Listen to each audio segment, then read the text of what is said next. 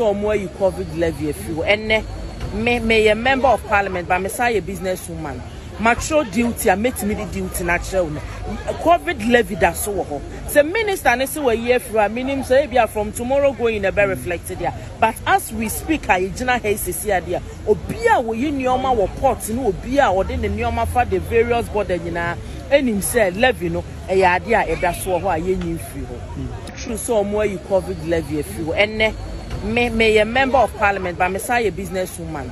Mature duty and make me the duty natural. COVID levy that so. The minister and say we year for a minimum say be from tomorrow going a very reflected there. But as we speak, I Jina Hayes here there. Obia we in Yoma or ports no Obia or then the Yoma for the various borders and him say levy no a idea a that's what you need for. Okay. And the first thing I'd like to comment about is last night. I saw a video of an NPP member of parliament, a lady NPP member of parliament, who was asked to comment on the budget. And she said, look, go to the market, the prices are the same. Nothing has changed, in spite of the fact that they've read the budget and so on. And I was wondering, how did this woman get into parliament? Why? This woman is an Article 71 office holder. She's sitting in the parliament. She doesn't know that what was read was the 2026 budget. She doesn't know. She doesn't know that as at yesterday, the budget had not been approved. Amazing. And she's one of those people going to make a decision as to whether the budget should be approved or not. And she doesn't even know when the budget will come into effect. And she's going to make that decision. You know, so any wonder,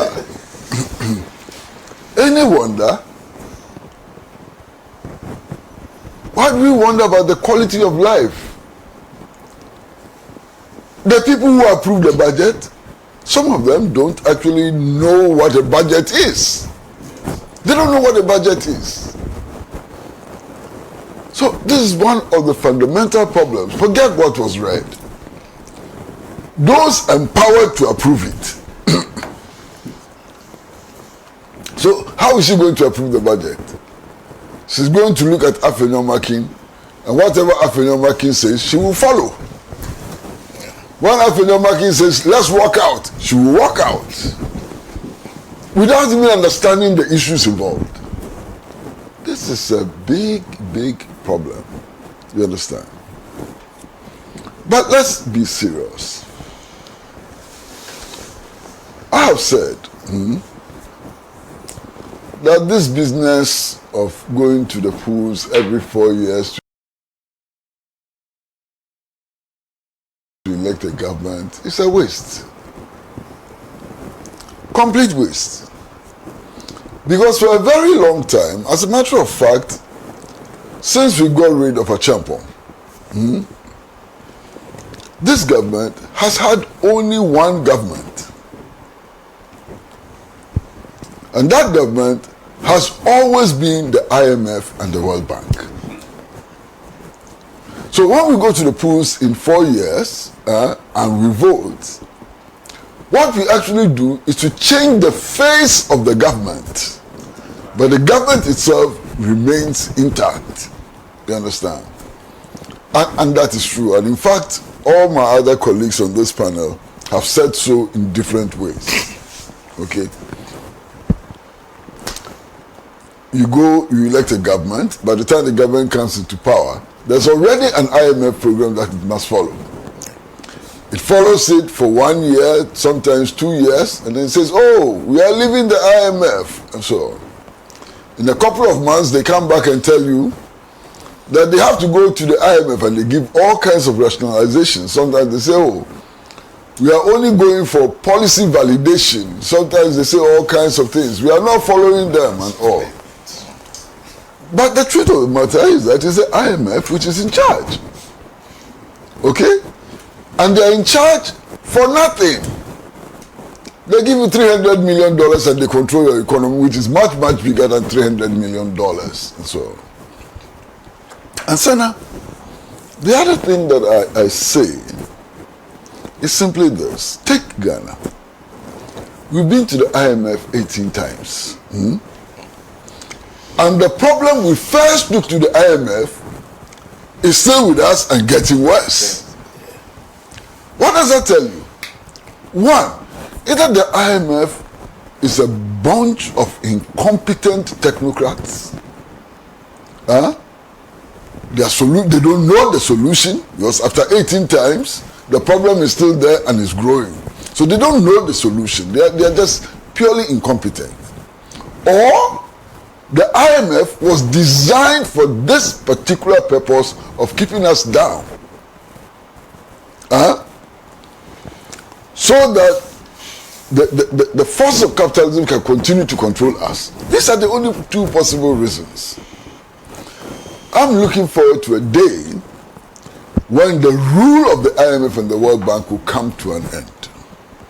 And we'll have our own government in office doing the will of our people, initiating policy, and doing the things which would lift us from the levels of poverty we have sunk into to a new era in which no child will go to bed on an empty stomach. I'm really, truly looking forward to that day. Now, I've said that there has not been any significant paradigm change. Indeed, there hasn't been a paradigm change at all. Okay? It's the same paradigm. What is the difference? And I believe firmly that the difference is in the fact that there's a more competent management of the paradigm.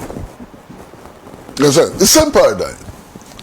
But management styles, competence level, and so on are different. And you can see that for yourself. I mean, I don't have to say it. I'm one person who has always insisted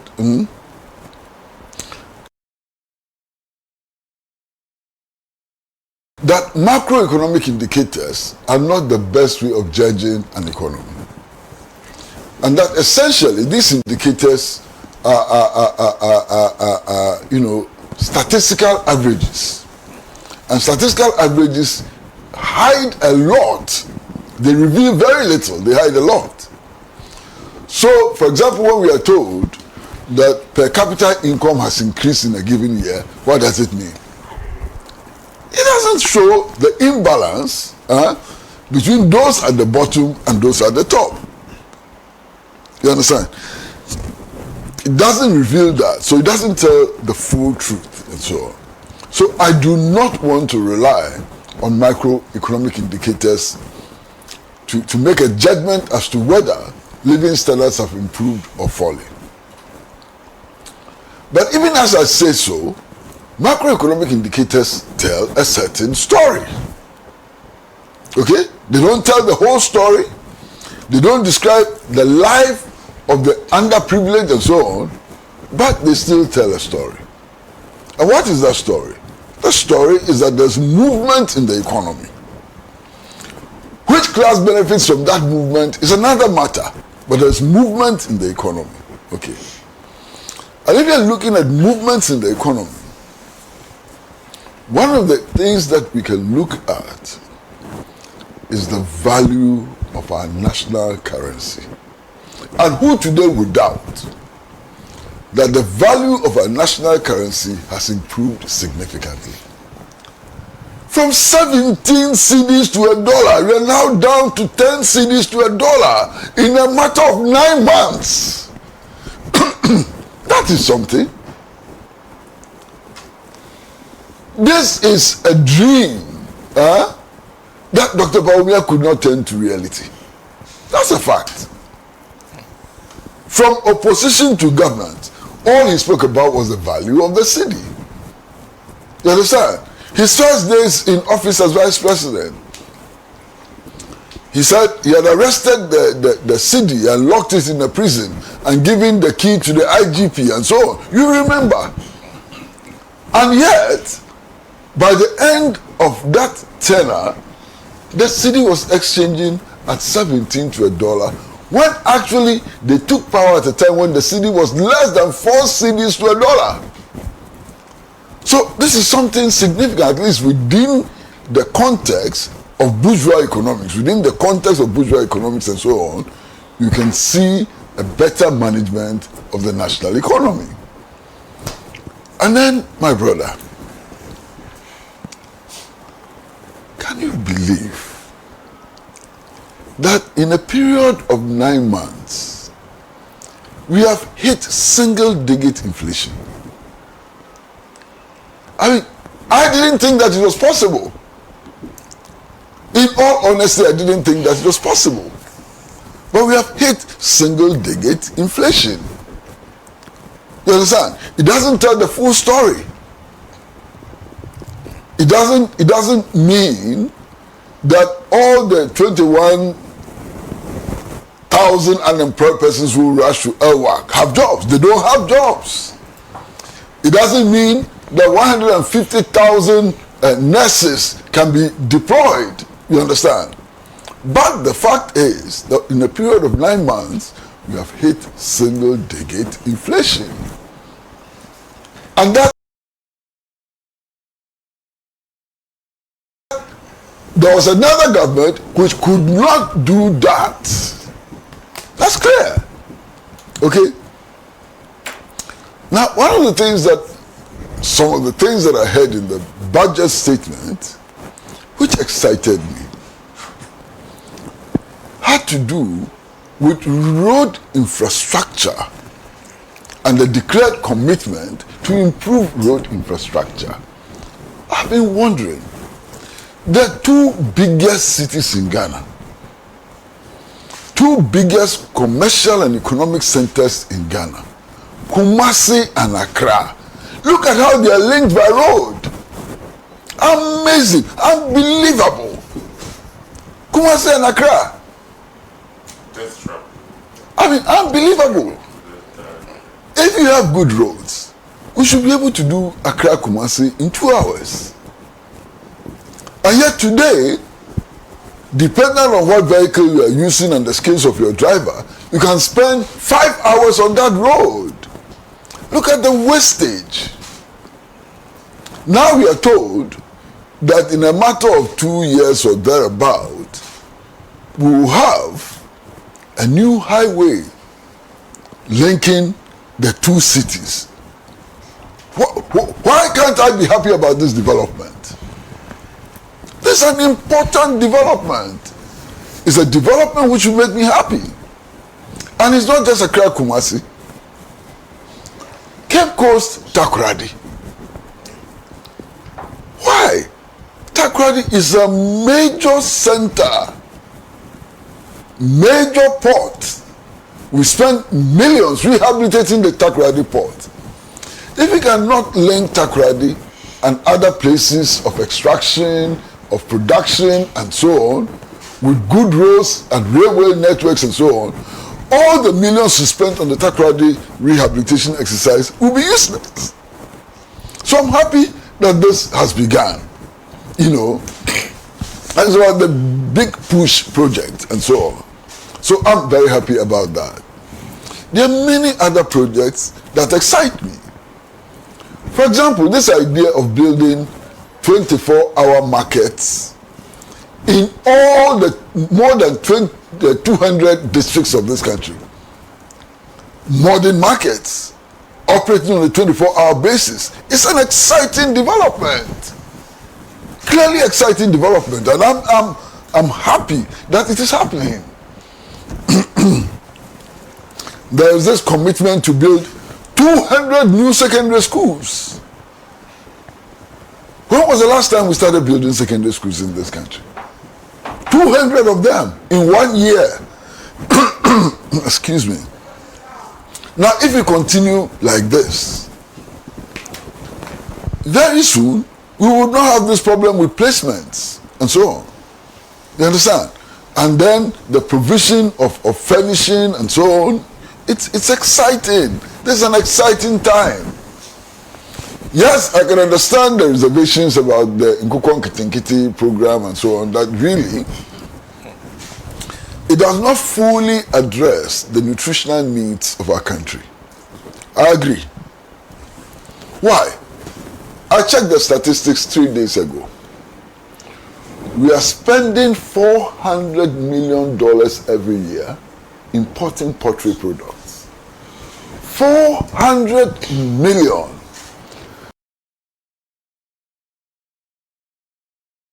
Now, if that money was to stay in the domestic economy, can you imagine its impact? $400 million every year bringing in poultry products. So the Nkukwan Kitinkiti project may not lead to big things and so on, but I remember the backyard gardening project that the Agyapong government introduced under Operation Feed Yourself and Feed Your Industries project, and its impact on the national economy. And I want to see the Nkukwan Kitinkiti project as a revisit of the Agyapong program, backyard gardening. Look, in those days, people were cutting their rose flowers and planting corn. Everywhere you went, somebody was planting anything, everything in their houses, planting cassava, planting plantains, and so on. And it did make an impact on the national economy. And I'm hoping that this project will be properly guided, properly supervised, to help us make an impact. You see, if you listen to poultry farmers, one of their biggest frustrations has to do with the production of feed. I don't know to what extent feed production has been considered as an integral part of this Nkukwan Kitinkiti project, but it's important. You understand? And when you're talking about feed, what are you talking about? The last time I watched a television program about feed production, and I'm told that the trick has to do with the moisture level of what is used to produce the feed and so on. That there's a trick in that. But this is something that we can do. You understand? We can very easily do, and I want to see that happen. Okay? The directive that all of our local institutions should use local food is an important directive. Why? Because, and Sana, you know that, I heard that on your morning show. Farmers are complaining, they produce rice is not being bought, they produce maize is not being bought, and so on. Eggs, and so on. The effect of that is that these farmers next year are not going to produce these same things, and we are going to become heavily import dependent. So if government has a mechanism of ensuring that what is produced is bought, is either consumed or conserved in silos or whatever, that's an incentive to stimulate local production. And there's no reason why we shouldn't eat our own rice. Because all the studies I have seen indicate that local rice is far more nutritious than the imported rice. It may taste differently, but taste is acquired. It's because we have been fed with these kinds of rice. That's why we've gotten used to it. It's not about quality, it's about taste. And very soon we will get used to the taste. And indeed, I mean, local rice, I think the local rice in real terms are sweeter than the Foólish. It's just the fragrance we go for. That's what I was going to say. I mean, local rice, Yeah. I don't want to advertise some people's rice on this program. But you eat it, it's even fluffy. It tastes fluffy in the mouth. You know, that's a fantastic taste which you could cultivate. You understand? So, I have some hope. that some things will change. They will change for the better, even as there's no paradigm shift. You understand? Even as there's no paradigm shift. And I want to see a situation where the overburdensome privilege of the elite is cut. I want to see that happen. The privileges of the elite have become overburdensome and they need to be cut. I know that some directives have been given to that effect, but we need to do more. I know, for example, about the directive which has been given about petrol allocation to appointees. I think it's the right direction. If it's properly enforced, strictly enforced, it may be good. You understand? But we need to do a lot more. And I want to see a situation where all the top public servants who go for leave abroad, that situation should be cancelled immediately. Immediately. It doesn't make sense. True, so more you COVID levy if you and may a member of parliament, but Messiah businesswoman. Mature duty, I make me the duty natural. COVID levy that's so. The minister and say a year for a minimum say from tomorrow going in a very reflected there. But as we speak, I general haste here there. Obia we in Yoma or ports no Obia or then the Yoma for the various body and himself levy no a idea that's what I free. True, so more you COVID levy if you and may a member of parliament, but Messiah businesswoman. Mature duty, I make me the duty natural. COVID levy that's so. The minister and say a year for a minimum say from tomorrow going in a very reflected there. But as we speak, I general haste here there. Obia we in Yoma or ports no Obia or then the Yoma for the various body and himself levy no a idea that's what I free. Thanks for watching. Like and share the video. You can also drop your comment. Please don't forget to subscribe. Click on the bell to turn on the notification.